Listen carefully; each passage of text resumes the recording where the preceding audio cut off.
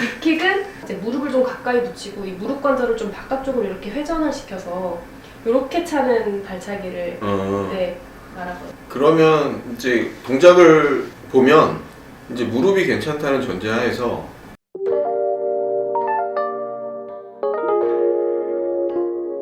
수영에 관한 모든 이야기 슈터뷰.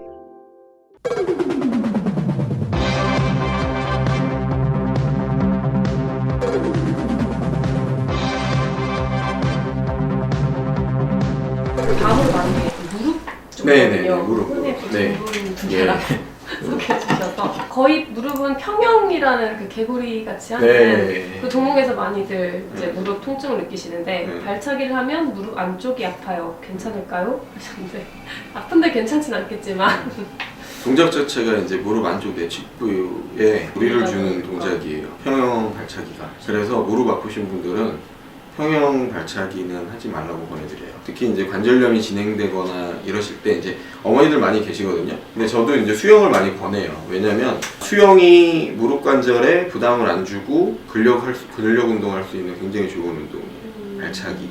그래서 이제 자유형 발차기라든지 배형 발차기라든지 이런 발차기 하면 대퇴 근육이 강화가 되잖아요.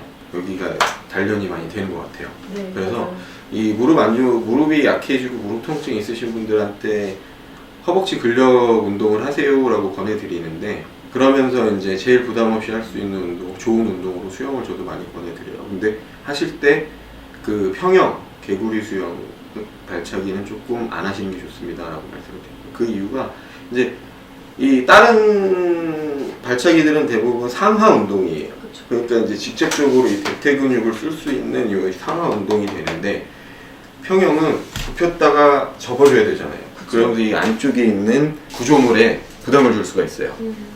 그래서 이제 인대라든지 아니면 연골이라든지 이런 것들이 좀 단련이 안 되신 약하신 분들은 그런 동작에서 통증을 좀 느끼실 수가 있어요.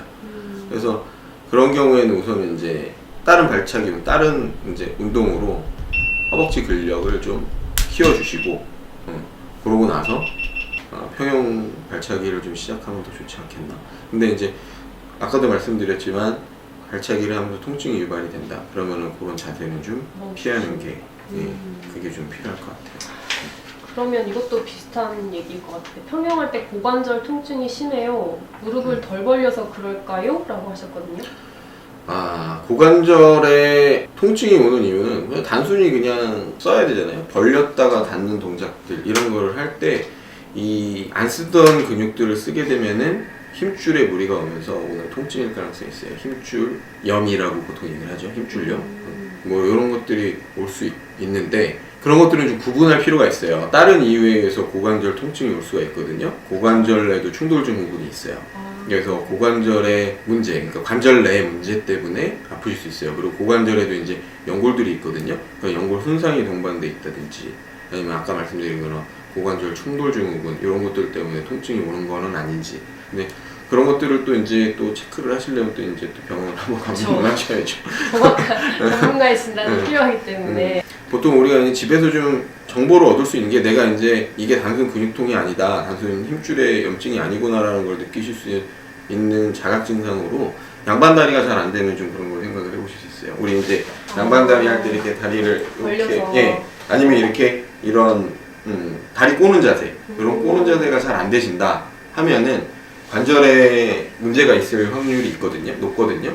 그러니까 그런 것들을 좀 한번 체크해 보시고, 평소에 그런 증상이 동반이 되신다고 하면 병원을 찾으셔서 한번 검사를 받아보시는 게 좀 좋으실 것 같아요. 그러면 고관절이 이제 안 좋다고 판단을 받으신 딸아이가 고관절이 안 좋은데요. 재활로 수영을 하라고 하시는데 평형할 때 위킥과 외지킥 중 어떤 발차기가 무리가 가지 않을까요? 하셨거든요. 이게 위킥 외지킥이라는 게 모르시죠? 외지킥이라고 하면 이제 무릎을 좀 이렇게 많이 벌려서 이렇게 좀 넓게 좀 다리를 벌렸다가 모은 동작이라 이 무릎 관절이나 고관절에는 그나마 무리가 좀 덜 가고요.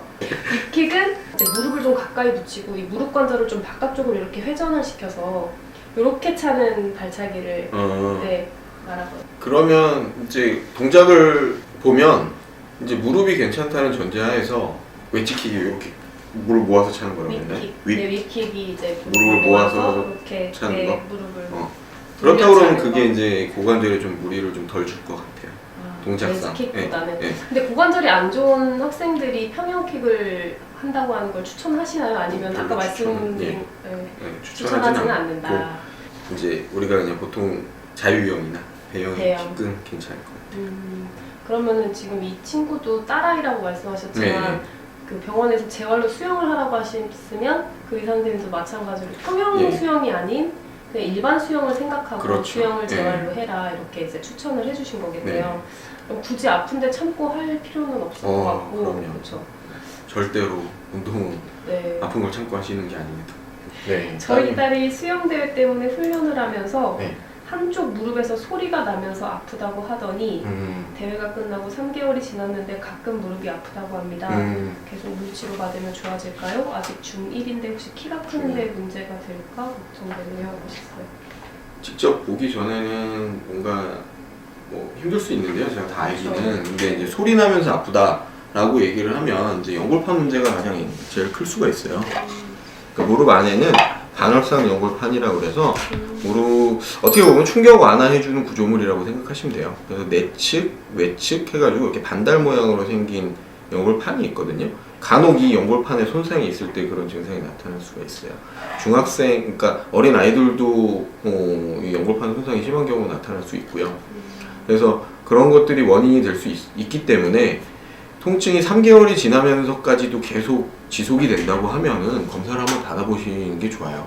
그래서 연골판에 대한 검사는 정확히 하려면 사실은 이제 MRI를 찍어보는 게 제일 정확한 방법이거든요. 간혹 이제 청소년기에 무릎 아픈 아이들 중에 이 연골판이 원래는 이제 안에가 이렇게 쏙 비어 있어야 돼요. 보시면 여기 안에가 구멍이 나서 이렇게 겉에만 싸고 있다 생각하시면 되는데 이 안에까지 다 이렇게 차 있는 그런 연골판이 있어요. 이게 어떻게 보면 선천적인 건데 이런 것들은 이제 원판형 연골이라고 얘기를 해요. 원판형 연골판. 반월상이 아니라 아예 그냥 원판 완전히 막혀 있다는 얘기죠. 이런 경우 있는 경우에 이제 그런 걸리는 느낌이라든지 그리고 이제 그런 원판형 연골일 경우에는 찢어질 확률이 높아요. 원래는 비어 있어야 될 부위가 차 있기 때문에 없어야 될 부위에 차 있으니까 그 차 있는 부위에 손상이 올 확률이 높아요. 이런 게 있을 수도 있거든요. 근데 이건 그냥 제가 추론을 하는 거기 때문에 정확한 상태를 말씀드리지 못하지만 통증이 적절한 휴식을 취했음에도 불구하고 지속이 된다. 지금 3개월 지속된다고 아까 말씀하셨잖아요. 그렇다고 그러면 그런 검사를 좀 한번 받아보시는 게 좋지 않겠나. 물리치료가 효과가 있을까요? 물리치료는 이제 기본적으로 초기에 할 수 있는 치료예요. 그러니까 물리치료도 3개월 이상 만약에 물리치료를 받았는데 효과가 없다. 그러면 그건 뭔가 다른 문제가 있는 거예요. 그래서 근데 아마 3개월까지 물리치료를 계속 받으세요라고 그 의사 선생님도 얘기하시진 않았을 것 같아요. 그러니까 제가 생각하기에는 3개월이 됐는데 아직 치료를 받지 않은 상황이신데 물리치료를 해보실 거라 해도 되냐라고 여쭤보신 거라 그러면 우선은 치료를 받아보시는 거는 권해드려요. 근데 이제 막 1에서 2주 정도 이 정도 좀 받아보시고 통증 호전 양상을 좀 보셔야 돼요. 그래서 호전이 없다 하면은 검사를 좀 받아보시는 게 좋고 근데 그 전에 이제 이런 연골판 손상은 정형외과 찾아가셔서 정형외과 선생님이 이렇게 한번 테스트를 해보면 이학적 검사를 해보면 알 수가 있어요. 아예 찢어진 게 의심이 된다는 걸 알 수가 있기 때문에 우선은 검사를 한번 받아보시는 게 좋을 것 키가 같아요. 크는데 문제는 없어요. 연골판하고 성장판은 달라요. 그렇기 때문에 연골판 손상이 있다고 해서 성장에 문제가 생기거나 그러진 않아요. 네.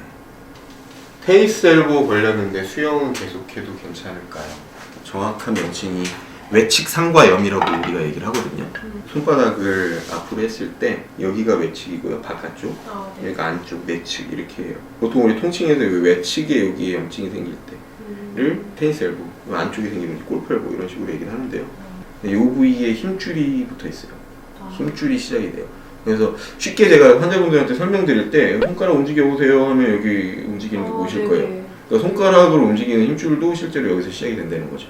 그래서 이제 손을 많이 쓰시는 분들이라든지 팔 많이 쓰시는 분들이 이제 여기에 염증이 좀 잘 생겨서 이제 테니스 엘보, 옛날에 테니스 많이 치던 사람, 테니스 선수들한테도 많이 생겼다고 해서 이렇게 통증에서 붙인 건데, 결국에는 이 테니스 엘보가 왔다는 거는 그 부위에 무리가 왔다는 얘기고, 그 무리를 안 하는 게 우선은 1번이에요.